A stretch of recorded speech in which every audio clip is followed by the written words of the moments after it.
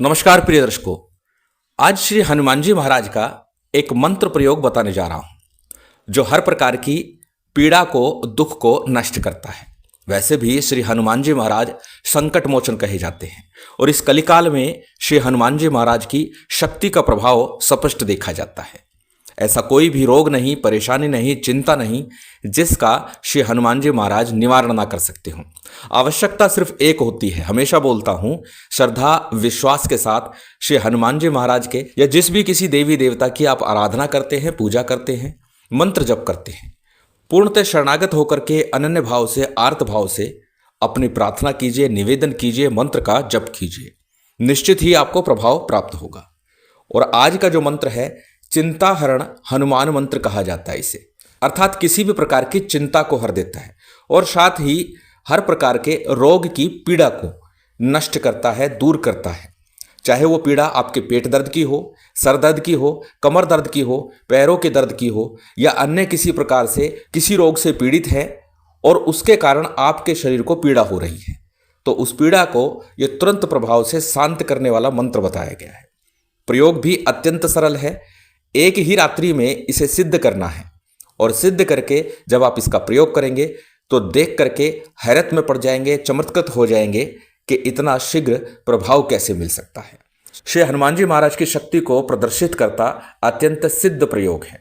मंत्र प्रयोग की चर्चा करें उससे पहले आप सभी से पुनः एक निवेदन कि आप लोग वीडियो को पूर्ण रूप से देखा करें और सुना करें। सुनने के साथ देखने के लिए इसलिए बोल रहा हूं क्योंकि मैं लिखित रूप में भी बहुत कुछ देता हूं। सभी कुछ सामग्री, विधान और किस प्रकार से करना है वो सारी कुछ बताया जाता है। उसके बावजूद अनेकों अनेक प्रश्न आते रहते हैं। पूर्ण रूप से वीडियो देखा नहीं और उसके बाद प्रश्न कर देते हैं, जिससे कि अनावश्यक रूप से ऐसे लोगों के प्रश्नों को देखने के कारण समय भी नष्ट हो जाता है और बहुत से लोग वो वंचित रह जाते हैं जिनके प्रश्नों का उत्तर दिया जा सकता था। इसलिए कृपा करके पहले वीडियो को देखिए, उसके बाद यदि कुछ समझ में नहीं आता है, कहीं कोई शंका रहती है, तब आप प्रश्न करें। बहुत से लोग तो प्रश्न कर देते हैं मंत्र नहीं बताया, जबकि प्रत्येक वीडियो में मंत्र लिखित रूप में भी दिया जाता है और बोल करके भी बताया जाता है। इसलिए निवेदन है पहले वीडियो को पूरा देखें। चलिए जानते हैं आज के इस मंत्र प्रयोग को। और मंत्र प्रयोग में सबसे पहले बात करेंगे हम साधना की सामग्री की। साधना सामग्री बहुत अधिक नहीं है। जो उस दिन दीपावली का पूजन करेंगे आप, उसमें से ही जो सामग्री आपके पास उपलब्ध हो, जिसमें कि अक्षत, पुष्प, धूप, दीप, नैवेद्य, जो भी साधारण सी सामग्री है वो ले लीजिए। लेकिन भोग के लिए आपको चूरमे का भोग लगाना है। उस दिन थोड़ा सा चूरमा आप बना लीजिए। देसी घी का हो, शुद्ध गाय का घी प्रयोग कर सके अत्यंत श्रेष्ठ, अन्यथा जो सरलता से आपको देसी घी प्राप्त हो सके वही लेना। आजकल मार्केट में पूजा पाठ के नाम पर एक घी आता है, वो घी कदाचित मत लीजिएगा। देसी घी ही लीजिएगा, चाहे कोई भी ले लीजिए, लेकिन लेना देसी घी है। अब करना किस प्रकार से है वह जान लेते हैं। पूजन सामग्री सारी आपकी स्क्रीन पर है, आप इसे देख सकते हैं, नोट कर सकते हैं या फिर इसका स्क्रीनशॉट लेकर रख सकते हैं। दीपावली की रात्रि में मैंने 2 मुहूर्त बताए हैं, एक संध्या काल में और एक रात्रि काल में। दोनों में से जब भी आपको समय लग जाए उस समय अपने पूजा कक्ष में या जहां आप दीपावली पूजन करेंगे वहीं पर बैठ करके करें तो अत्यंत श्रेष्ठ होगा। दीपावली पूजन से तुरंत बाद आपको यह प्रयोग संपन्न कर लेना है। सबसे पहले पूजन आप संपन्न कर चुके हैं दीपावली का, तो पूजा पाठ करने की आवश्यकता विशेष नहीं है। यदि रात्रि काल में मंत्र का जप करते हैं तो थोड़ा सा पूजन विधान कर लीजिए। पूजन विधान में हमेशा बोलता हूं, सबसे पहले शुद्धि आचमन कीजिएगा, उसके बाद दीप प्रज्वलित कर लीजिएगा। दीपक प्रज्वलित होगा पहले से ही, तो वहीं बैठ जाइए। दीपक प्रज्वलित करने की आवश्यकता बिल्कुल भी नहीं है। जो भी आपने मुख्य दीपक के रूप में दीपावली में लगाया है उसी के समक्ष बैठ करके आप इस मंत्र को सिद्ध कर सकते हैं। शुद्धि आचमन के बाद में संकल्प कीजिए और संकल्प में अपना नाम, अपना गोत्र, उस दिन का तिथिवार, नक्षत्र बोलना है और अपनी कामना बोलनी है। जो व्यक्ति व्यक्तिगत रूप से कर रहा है तो वह अपने लिए बोले कि मुझे ये परेशानी है, ये समस्या है, इस समस्या के निवारण के लिए मैं इस मंत्र का प्रयोग कर रहा हूँ।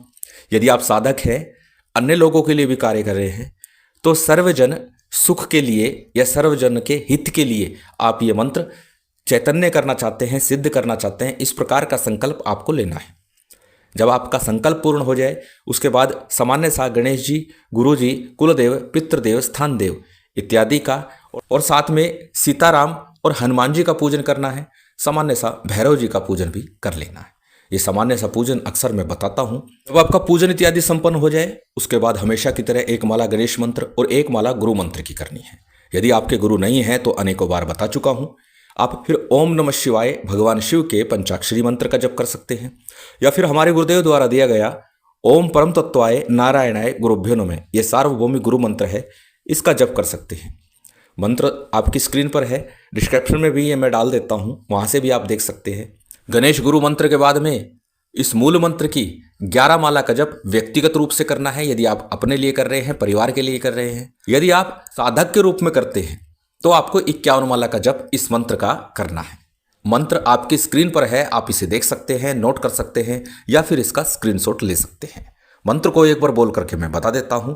मंत्र अत्यंत सरल है। मंत्र इस प्रकार है। ओम नमो भगवते चिंतामणि हनुमान अंगशूल अतिशूल कटिशूल कुक्षिशूल गुदाशूल मस्तकशूल सर्वशूल निर्मूल्य निर्मूल्य कुरु कुरु स्वाहा। ये सरल सा मंत्र है। मंत्र आपकी स्क्रीन पर है, आप इसे देख सकते हैं। और इस मंत्र को जब अच्छे से आप याद कर ले उसके बाद ही जप पर बैठिएगा। पहले मंत्र को अच्छे से याद कर लीजिएगा। छोटा सा सरल मंत्र है, याद करने में बहुत अधिक समय नहीं लगेगा। तो व्यक्तिगत रूप से आपको 11 माला का जप करना है, यदि अपने लिए अपने परिवार के लिए कर रहे हैं। यदि आप साधक के तौर पर हैं तो कम से कम 51 माला का जप आप अवश्य कीजिएगा। जब आपका जप पूर्ण हो जाए तो सीताराम और हनुमान जी महाराज की आरती कीजिएगा। आरती के बाद चूरमे का जो भोग है वो आपको अर्पित करना है अग्नि के ऊपर, और उसके बाद में थोड़ा सा जलाचमन करा दीजिए। थोड़ा सा जल दाहिने हाथ में लीजिए, क्षमा प्रार्थना समर्पण कीजिए और हनुमान जी महाराज के दाहिने हाथ की तरफ छोड़ दीजिए, और उसके बाद थोड़ा सा जल लेकर के अपने मस्तक पर तिलक कर लीजिए। इतना सा मंत्र विधान है। अब जानते हैं प्रयोग विधि को। प्रयोग विधि में सर्वप्रथम इस मंत्र से आप डोरा बना सकते हैं, गंडा तावीज जिसे बोलते हैं वो बना सकते हैं। करना क्या है, जिस भी व्यक्ति के लिए बना रहे हैं, या तो सरलता तो यही है 21 गांठ लगा लीजिए, अन्यथा श्रेष्ठ यही रहेगा कि उस व्यक्ति की जितनी आयु है, जिसके लिए भी आप कर रहे हैं, उतनी ही गांठ आपने उस डोरे में लाल रंग का धागा लेना है, या सामान्य मोली का धागा ले लीजिए, उतनी गांठ लगा लीजिए। और प्रत्येक गांठ के ऊपर 3 बार आपको इस मंत्र का उच्चारण करना है। अपने अंगूठे से और मध्यमा उंगली से उस गांठ को पकड़ करके रखना है, 3 बार उच्चारण करना है, फूंक मारनी है, और फिर उसके बाद अगली गांठ को इसी प्रकार पकड़ना है, मंत्र बोलना है, फूंक मारनी है। इस प्रकार प्रत्येक गांठ पर 3 बार आपको ये मंत्र बोलना है। और उसके बाद में इस धागे को पुरुषों के दाहिने हाथ पर, स्त्रियों के बाएं हाथ पर या फिर गले में धारण करा सकते हैं। दूसरा प्रयोग, जल के ऊपर आपको त्रिकोण बनाना है, जैसा स्क्रीन पर आपको दिखाया जा रहा है। इस प्रकार का त्रिकोण आपको जल के अंदर बनाना है। अपनी मध्यमा उंगली से जल के अंदर ये त्रिकोण बनाना है, और मध्य में जो बीज मंत्र, हम बीज मंत्र लिखा हुआ है हनुमान जी का, वो बीज मंत्र आपको अंकित करना है। अब दिखेगा तो नहीं, परंतु आप बनाइए। और उसके बाद इसी मंत्र को 21 बार आपको जप करना है और पीड़ित व्यक्ति को पिला देना है।